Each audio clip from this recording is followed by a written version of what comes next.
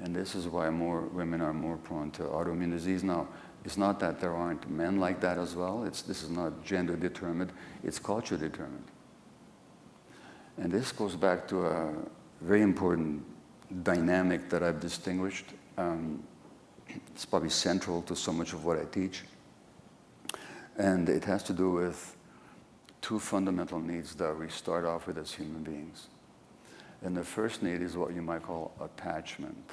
And attachment is the need to belong, the need to connect. Now that's wired into our brains, not just our brains, but the brains of all mammals.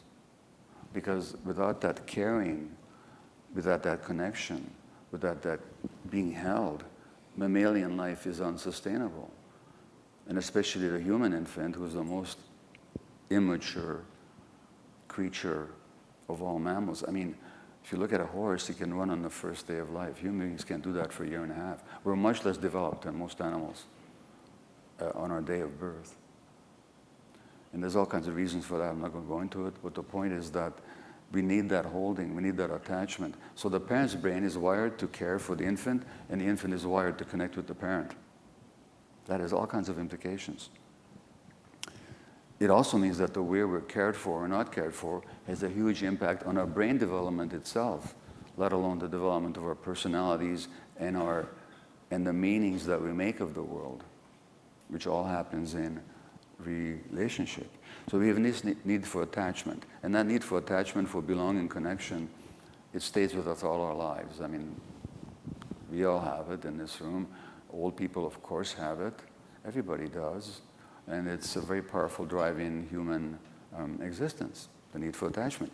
But we have another need as well, which is what I call authenticity. And I don't mean by authenticity some new age concept.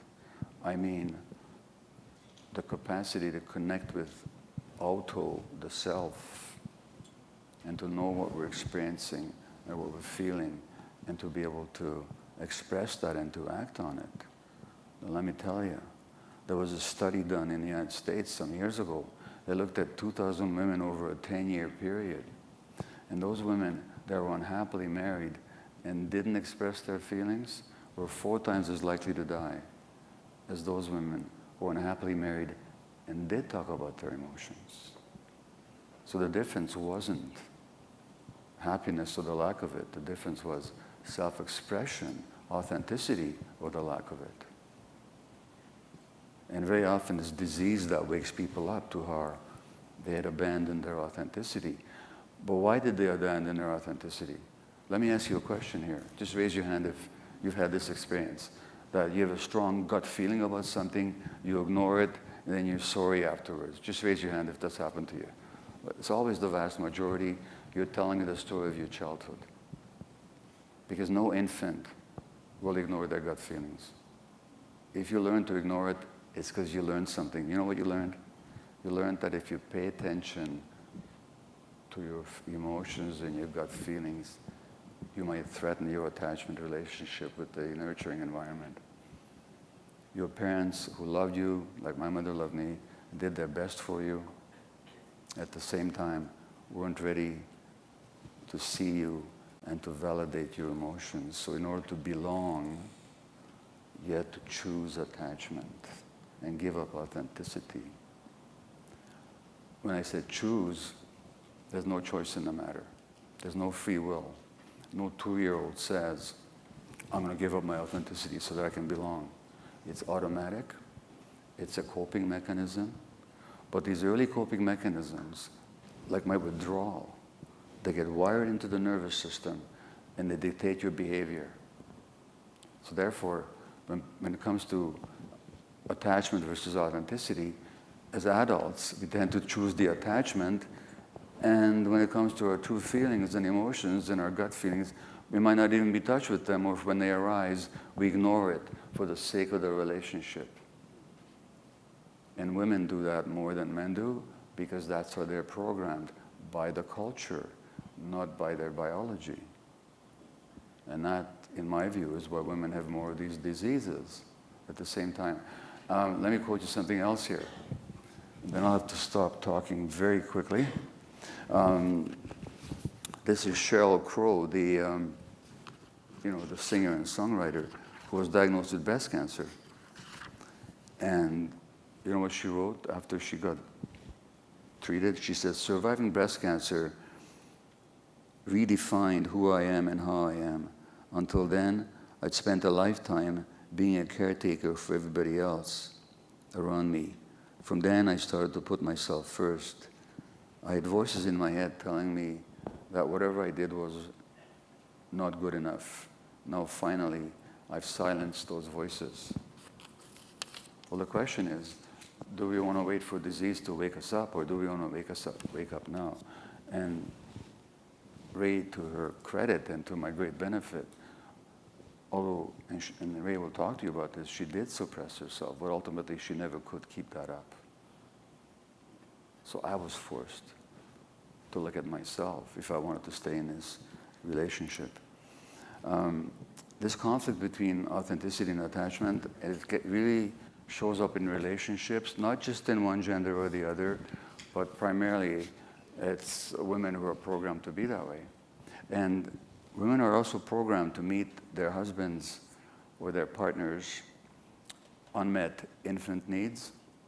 So that I've seen this in a lot of relationships, it's certainly been true in my relationship with Rae, is that I don't just show up as an adult, I also show up as a needy infant needing to be mothered. A lot of women take on that role of being the mother to their spouses, and that's poison to a relationship. You know why? Because it destroys intimacy and trust. I mean, what healthy guy wants to sleep with their mother? And what healthy woman wants to sleep with their son? And then you think, oh, there's something wrong with the other person. No, it's how we relate to that relationship. As Rae comes back into the room, I'll read you one more thing from the book. This is a diary kept by a pregnant woman during her gestation. Can you show that portrait, the gestational self-portrait? The slide number 1 here. Yeah, there it is. I'm going to read you this, that the mother is writing to her child in the womb.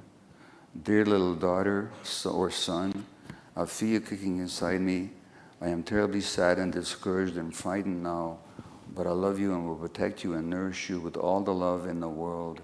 This adrenaline you feel is not meant for you or flows because of you. One day I'll tell you about your gestation, and I hope that if you carry within you ambivalent or painful memories, when I tell you the truth, you'll be able to heal. Dear little child, your daddy will love you too when he gets to know you. He can't feel you moving inside you the way that I can feel you moving inside me." So wrote a pregnant mother to her unborn child. Little did she know when she wrote this that a whole lot of science before and since has proven that the mother's emotional states has a huge impact on the child's emotional and personality development already in the womb. The mother who wrote that was my wife, Rae. This is one of our children. And Rae's depression at the time wasn't intrinsic to her. It was a function of our relationship. And that's a painting that she did when she was pregnant with this child. It's called Gestational Self-Portrait. It's one of the illustrations from The Myth of Normal. And with that, and with thanks for your attention, I'll turn it over to Rae. Thank you.